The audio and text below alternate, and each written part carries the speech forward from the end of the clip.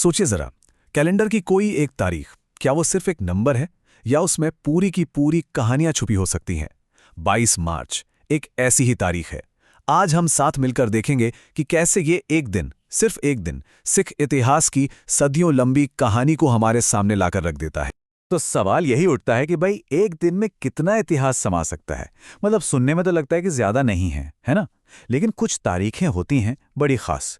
वो अपने अंदर ना वक्त की कई परतें समेटे हुए होती हैं। और 22 मार्च, हाँ, 22 मार्च उन्हीं में से एक है। तो सिख इतिहास के लिए 22 मार्च ये समझिए कि एक चाबी की तरह है। एक ऐसी चाबी जो सदियों के दरवाजे खोल देती है। एक ऐसे समुदाय की कहानी के दरवाजे जो पीढ़ी दर पीढ़ी बनती और बदलती रही है। तो चलिए इस दरवाजे को खोलते हैं और देखते हैं कि अंदर क्या छुपा है। तो कहानी की शुरुआत कहाँ से करें?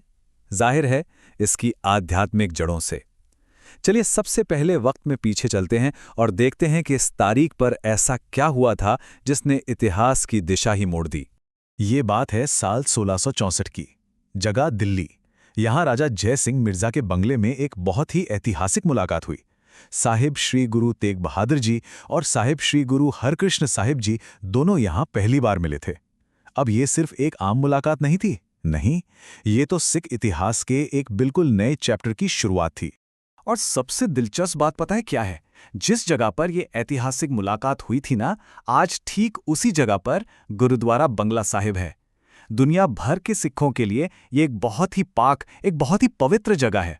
सोचिए, 17वीं सदी की एक घटना आज भी करोड़ों लोगों को कैसे प्रेरणा दे रही है। अच्छा, तो अब कहानी में एक नया मोड़ आता है। हम आध्यात्म की जड़ों से निकलकर सीधा छलांग लगाते हैं 20वीं सदी में। एक ऐसा दौर जहां संघर्ष और प्रतिरोध की एक बिल्कुल नई लहर उठ रही थी।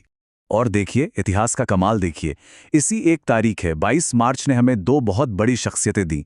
एक तरफ 1893 में जन्मे रतन सिंह रखड़, जो बब्बर अकाली आंदोलन के एक बड़े नेता बने, और दूसरी तरफ ठीक कई दशक बाद 1951 में जन्मे जसवंत सिंह खाड़ला, जिन्होंने मानवाधिकारों के लिए आवाज उठाई। मतलब दोनों अलग अलग समय पर दोनों ने ही अपने अपने तरीके से इंसाफ और हक की लड़ाई लड़ी। तो सवाल उठता है कि ये बब्बन अकाली थे कौन? असल में 1920 के दशक में ये वो लड़ाके थे जो ब्रिटिश हुकूमत के खिलाफ उठ खड़े हुए थे। और 1923 में उन्होंने एक लिस्ट तैयार की। इस लिस्ट में उन लोगों के नाम थे जिन्हें वो अपने आंदोलन के लिए एक बड़ा खतरा मानते थे, जैसे कि गद्दार और पुलिस के मुखबिर। 179, 179, ये सिर्फ एक नंबर नहीं है, ये उन लोगों की गिनती है जिन्हें बब्बर अकालियों ने अपनी उस लिस्ट में शामिल किया था।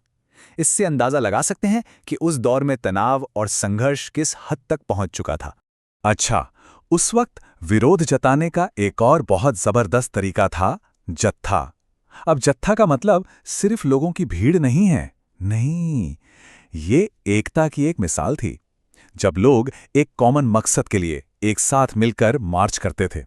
और फिर देखिए, ठीक एक साल बाद 1924 में इसी 22 मार्च को 500 सिखों का एक बहुत बड़ा जत्था श्री अकाल तख्त साहिब से निकला। मंजिल थी गंगसर जैतो। ये कोई पहला जत्था नहीं था, ये तीसरा शहीद जत्था था। इससे साफ पता चलता है कि जो प्रतिरोध था ये कितना ऑर्गेनाइज्ड और मजबूत था। वक्त और आगे बढ़ता है और हम पहुंचते हैं 1946 में। अब तक जो प्रतिरोध था उसने एक बड़ा राजनीतिक मोड़ ले लिया। इसी दिन 22 मार्च को अकाली दल ने एक स्वतंत्र सिख राज्य की मांग का प्रस्ताव पास कर दिया। ये सिर्फ एक मांग नहीं थी, ये एक बहुत बड़ी घोषणा थी, अपने समुदाय की पहचान और अपने भविष्य को खुद तय करने की घोषणा। चलिए अब थोड़ा और आगे बढ़ते हैं आज के दौर के करीब और देखते हैं कि कैसे इतिहास की ये गूंज आज भी सुनाई देती है, कैसे इंसाफ की वो लड़ाई आज भी जारी है। साल 2001, तारीख वही 22 मार्च, और इस दिन एक और अहम मोड़ आया, एक ऐसा मोड़ जिसने दिखाया कि इतिहास से सीखे गए सबक आज भी कितने जरूरी हैं। ये कह सकते हैं कि अतीत के जख्मों पर मरहम लगाने की एक कोशिश थी। अब जरा इन दो घटनाओं को एक साथ रख कर देखिए।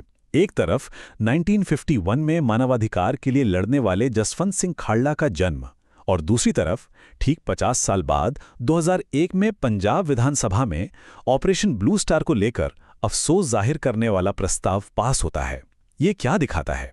यही कि कैसे एक इंसान की इंसाफ के लिए शुरू की गई लड़ाई एक दिन पूरे राज्य की आवाज बन सकती है।